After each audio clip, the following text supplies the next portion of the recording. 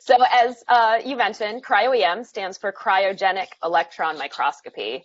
And it's a set of techniques that we use to look at things that are too small to see in very high details with a more conventional light microscope, such as viruses, DNA complexes, or individual proteins.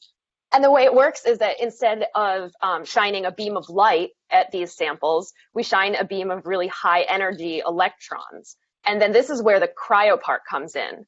So the electron beam is actually really damaging to biological samples like proteins or viruses. So we have to freeze these samples at a really cold temperature, almost negative 200 degrees Celsius, which is over negative 300 degrees Fahrenheit.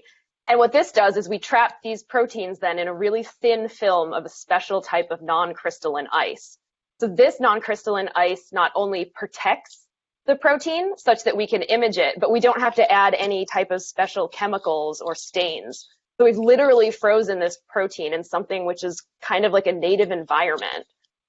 And then I guess this leads to the question of, well, why do you want to look at a protein in this native environment anyway? And as Tom already mentioned, we want to look at these proteins so that we can understand how they work, because when we know how they look, that gives us a lot of clues about how they work.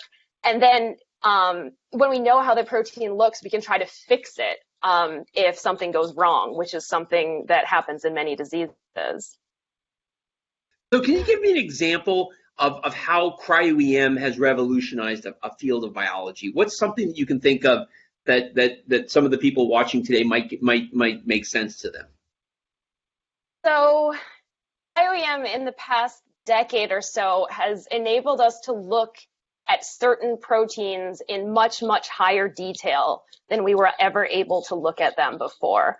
There are already other types of techniques, structural biology techniques, such as NMR or crystallography, that allow us to look at proteins in high details, but some certain proteins just don't work using those techniques. And one probably very relevant example is the coronavirus spike protein.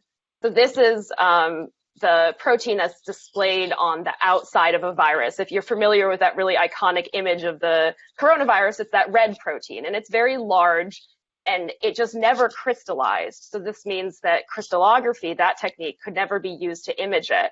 Well, cryo-EM was used to image that structure, and by finding out what the structure of the spike protein was, scientists were then able to make small changes to that protein sequence. And these small changes were then used to make that protein more stable. And by having a stabilized version of that protein, that's actually what's used now in the Moderna and the Pfizer vaccines, where based on that cryo-EM structure, scientists changed the protein to make it a better type of protein that can be used in vaccines.